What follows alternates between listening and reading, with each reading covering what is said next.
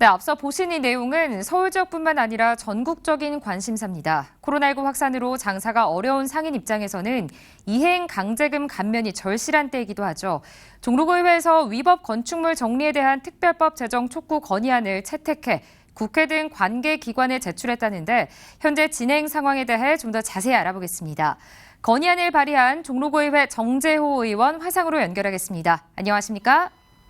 네, BTV 서울뉴스 시청자 여러분 안녕하십니까? 종로구 의회 행정문화위원장 정재호 의원입니다. 네, 반갑습니다. 먼저 종로 지역은 오래된 건축물이 많고 또 특히 지구 단위 구역 등은 위법 건축물이 꽤 있는 걸로 알고 있습니다. 현재 이행 강제금을 부과하는 건축물 어느 정도인가요?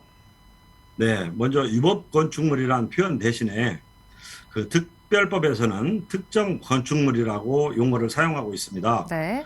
우리 앵커께서 말씀하신 바와 같이 급격한 도시화 과정에서 각종 건축 규제로 주택 등에 대한 합법적인 증개축이 불가능하기 때문에 임시로 보수하는 경우가 많습니다.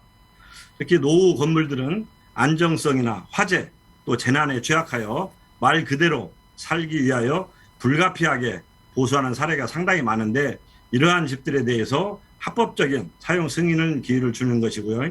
특히 우리 종로에는 작년 기준으로 종로구에서만 3,200여 건에 대한 강제 이행금이 부과되고 있고요. 이 가운데 85제곱미터 이하의 주거용 건축물에 대한 부과 건수만 약 40%, 1,236건에 이릅니다. 네, 사실 위법 건축물 정리는 국회가 해야 할 일인데 이와 관련한 여러 법안이 국회 계류 중입니다. 기초의회가 직접 빨리 자정해 줄 것을 건의한 취지 무엇일까요? 예, 현재 국회에는 국회의원님들께서 발의하신 특정 건축물 정리에 관한 특별조치 법안이 8건이나 계류 중에 있으며 3당 상임위원회에서 보류 중에 있습니다. 그래서 대체적으로 면적이 85제곱미터 이하인 단독주택이나 다세대, 다가구 주택 등 주거 건축물에 대해서 적용하도록 규정하고 있고요.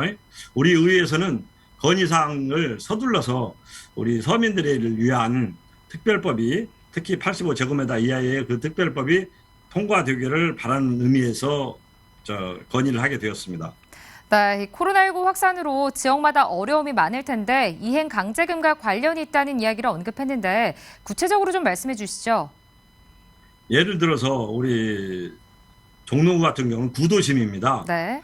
구도심인데 건축물은 집은 주택은 지어진 지가 40년, 50년이 돼가는데 저희들은 청와대나 이런 또 청와대 그다음에 그 문화재 시설, 네. 그다음에 4대 궁 이런 부분들이 종로구에는 많이 있습니다. 그러다 보니까 건축 규제가 굉장히 심합니다. 그러니까 주민들이 어쩔 수 없이 신고하지 못하고 그 불법 증개축을 좀 하다 보니까 여기에 대한 이행 강제금이 어떤 경우는 2천만 원, 4천만 원까지도 나오는 경우가 있습니다. 85제곱미터 이하에서 2천만 원, 4천만 원 내면 지금같이 코로나19 시대의 어려운 시기에 각 가정이 파탄날 그런 지경에까지 이르게 되어서 이 건의를 빨리 서두르게 좀 되었습니다.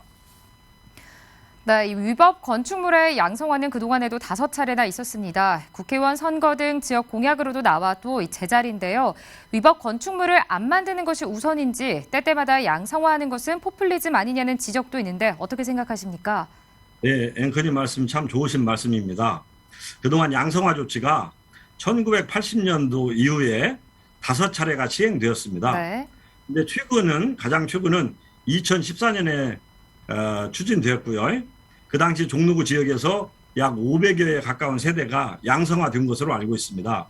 물론 앵커님 말씀대로 반복적으로 양성화로 인하여 불법 건축물을 양상하는 부작용도 있겠지만 특별법 시행이 7년이 넘었고 당시 양성화 대상 건축물 소유자가 합법적인 승인 제도를 인지하지 못한 경우도 있습니다. 네. 또한 최근 코로나19로 인해서 정말 생계의 어려움을 겪고 있는 분들께서 이행 강제금까지 감당하기는 너무 힘들어서 네. 또 극단적인 선택까지 생각하고 있는 주민들이 실제로 있습니다. 그래서 이런 서민들의 주거 안정을 위해서 추가적인 구제 조치가 반드시 마련되어야 할 시점이 도래하였다고 생각해서 건의하게 되었습니다. 네. 알겠습니다. 마지막으로 특별법 제정 촉구 건의안 채택 후에 국회를 비롯한 관련 기관에 적극 건의는 하셨는지 궁금합니다. 또 계획은 어떻게 되실까요? 네, 우리 양성화를 위해서는 특별법 제정이 반드시 국회에서 이루어져야 합니다. 네. 종로구의회에서는 본 의원의 제안이 채택되어 국회와 정부에는 이미 건의는 드렸습니다만 현재 국회에 계류되어 있는 특별법이 금년 내에 통과될 수 있도록 국회 국토건설위원회 등 해당 국회의원님들에게 찾아가서 주민들의 어려운 사항을 전달하려고 합니다. 원래 진작 찾아가기로 했었는데 코로나19 단계가 좀 심화되면서 이 4단계가 좀 끝나면 국회 건설위원회에서 와서 접수를 하고 면담하기로 네. 그렇게 내정은 해놓았습니다. 알겠습니다. 자, 오늘은 여기까지 듣도록 하겠습니다. 위법 건축물 특별법 제정 촉구 건의안에 대해 종로구의회 정재호 의원과 이야기 나눠봤습니다. 오늘 말씀 고맙습니다. 네, 감사합니다.